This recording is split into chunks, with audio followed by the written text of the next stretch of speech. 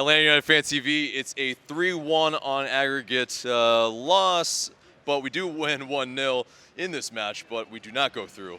But I think there's a little bit of progress from the recent past weeks, so there's at least that, right?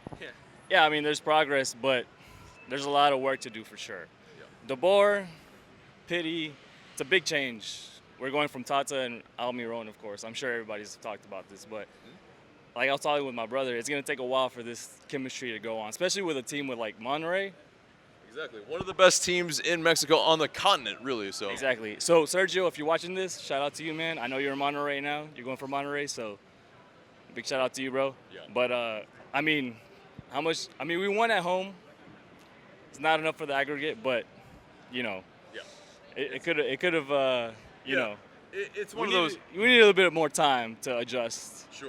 Exactly. To play a team like that, for sure. And is it because of this, you know, the match fixtures and the congestion there? Is it the style? Is it the philosophy? Is it the formation? What do you think has been the Achilles so far during the season?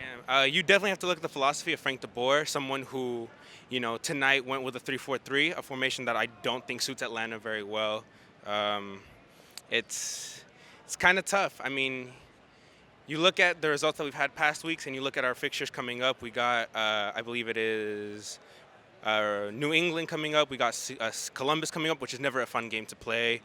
We got Philadelphia Union on Sunday. Union on Sunday.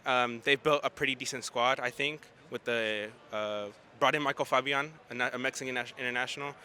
I don't know, man. It's going to be tough. I think DeBoer has to – I like that he's sticking with his guns, but I don't know if it's the right move for the team, you know?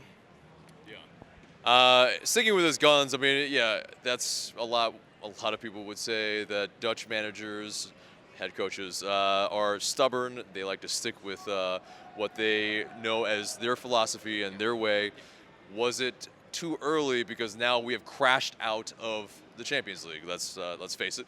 And should we have kind of still persisted with what we were doing in, you know, the latter half of last year where we won MLS Cup? So the thing with that is that our whole team has changed. You know what I mean? Whole team, I mean, I wouldn't say that, but yes, some key components, sure, yes. That we used in the attacking form.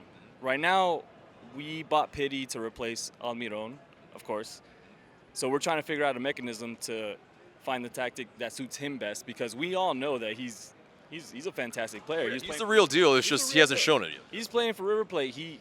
But he saw the potential in Atlanta. Right. He's the 2018 South American Player of the Year for a reason. And it's not fake. Right. Yeah, and that doesn't go without saying. I mean, you look at that, and we have to kind of not build around him, but like make him shine in a way that he feels most comfortable. Because right now, you see him do a play, he kind of puts his head down. You know, it's kind of hard to see that a player like that at that, you know, status. Should he start from the bench?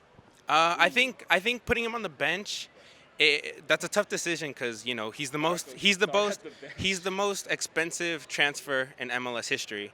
So, but I think it would do him. Barco is, but yeah, PT is just under him. Just under him, right? Like one of the. But I think benching him would give him, you know, a kick up the behind that he definitely needs. I think he needs to learn to play for the shirt too. I think today in the game he wasn't giving as much effort as I think, you know, the guys who have been here since the beginning, 2 seasons have. Is it because he's played 5 matches in 17 days and he hasn't really gotten a rest? He's come out of games a little early, but other than that, I mean, it's going to jade anybody. That's exactly what it is. I mean, this is MLS. We don't play like Argentina does. You know, we don't play with that same league, of course. It's going to take a while to adjust to how he plays because he's more of that final third, and he needs that support to just finish that final third. Yeah. So do we think that it was always in the cards that we were going to probably take a little bit of a speed bump early on this season, or is it because of Frank DeBoer, or is it something else? That's hard to tell. It's hard to tell. I mean, Frank DeBoer, I mean, we know his reputation. He doesn't have a good reputation. With Crystal Palace and all that stuff. Yeah, because other than his time with Ajax, I mean, he's never really shined at any other club. This might be a bit of a hot take, but I think if we get maybe one result out of our next 5 games, I can't see him staying. I can't. I don't understand how we could do that. Define results. So if we only, As in, if we get one win out of our next 5 games, which in my opinion, what if we draw all 4 of the other ones? I don't see that. I mean, we play the Revolution, which I think are a beatable team. I think the 2 toughest teams that we go up against are Columbus and FC Dallas. We never have an easy time against Columbus. They make us work. And FC Dallas are one of the better teams in the league. Like, there's no doubt about that.